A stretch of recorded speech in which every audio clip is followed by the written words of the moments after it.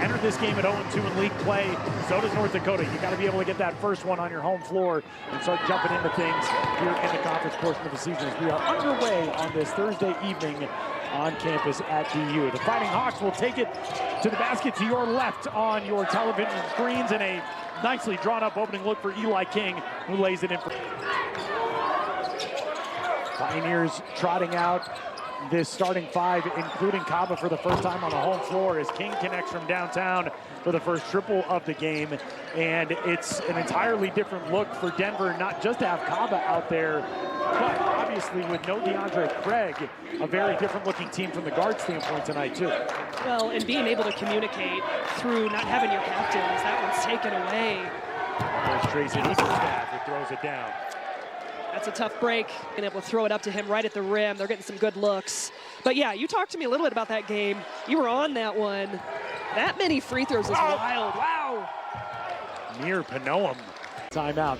North Dakota gotten out to some slow starts in its last two games. Paul Sather's going to be a lot happier with this one. First media timeout. It's a 5-point lead for the Fighting Hawks. Right side with it, here is Panoam. Transfer from Tulane, where he took his high school career to a college level, as the dunk from Mayor is, after that ball did not go down. Now just had a wide open lane, and yeah, I mean, not having DeAndre Craig in the rotation, he's got to be able to step up offensively. Long three ball from Darius Woodson is good. Woodson, Pioneers have cut it back into single digits. It's an 8-point North Dakota lead. Now a little give down to the baseline, floating in, kicked out feed from Reggie Thomas to a corner three, and North Dakota responds immediately as Zach Kraft, the redshirt freshman, he'll head to the free throw line when we return. Our score through 7 minutes and 27 seconds, 8 minutes and 27 seconds, is a 9-point North Dakota lead. Sideman deals it to Amar Kaluovic, whose shot won't go, but he'll get his own offensive rebound. Now here's King.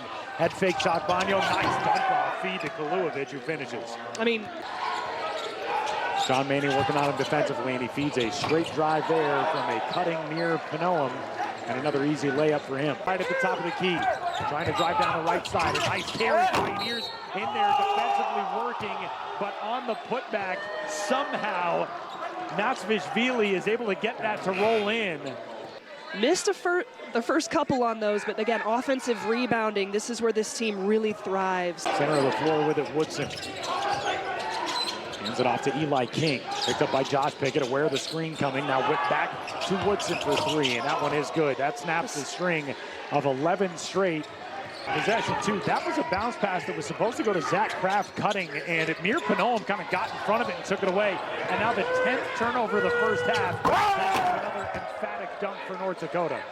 Up to 12 points, and these the 11th and 12th. You know, attacks at the rim. That's what North Dakota has been so good at here this first half. Eli King up top to an open three look for Zach Kraft, and North Dakota with a 50-burger in the first half. Perimeter shot. Come down here and see if you can settle in a little bit offensively. That's going to be a turnover, another turnover. And a putback bucket there for Panoam. That's the fewest points he has scored in a game so far with the Pioneers, but he is scoreless on 0 for 3 shooting, as falling away, Kaluovic is able to muscle a shot in. Pioneers are feeling that as a team right now. They trail it by 13 at our first media timeout of the second half. Here's Ben Bowen. Finds Adelanker for three from the corner. That's good.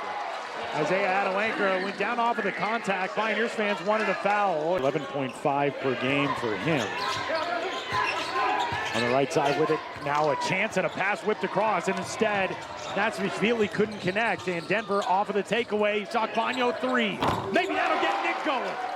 Denver's leading scorer has his first bucket. Feeling good, and you're making shots, and you see the ball go through the net. It's tough to defend when nothing's going for you offensively, but that's a big-time response there for 30 minutes of this game, and that's frustrating. You see those frustrations in a play like that, and a statement. Wow. As we move along into our second media timeout, 11:05 to go at Hamilton. But that's where you tip your hat to North Dakota. So many other guys have stepped up, and that's the story of this game. Who's going to step up, right? You don't have DeAndre Craig. Eaglestaff has been taken out. Rims in and out, no good. The Pioneers break steal there from Isaiah Adelanker, and then immediately it's turned back over. That's the story of the game. The story of the game, and then you come back, and you got North Dakota coming down. You know, Denver it looked to be able to come up with a play and come up with an extra possession, but then they turn it over. Making this thing a 22-point game. Right side with it. There goes Milojevic, a bucket and a foul. Well, and that's experience versus inexperience. You know, right now you got a guy like Kaba who's just played a handful of college basketball games going against one of the most experienced, versatile post guys in this league. College basketball games going against one of the most experienced, versatile post guys in this league. You are supposed to be the team that has the best home court advantage for reasons like that. As Locke able to get a strip, a steal, and he'll feed it ahead to Carney. And Devin flying in with a layup for 2. And 8 to St. Thomas at home find their stride in the Mile High City as they come into Denver and blow the Pioneers out of Hamilton Gymnasium. 95-70 is the final in this one.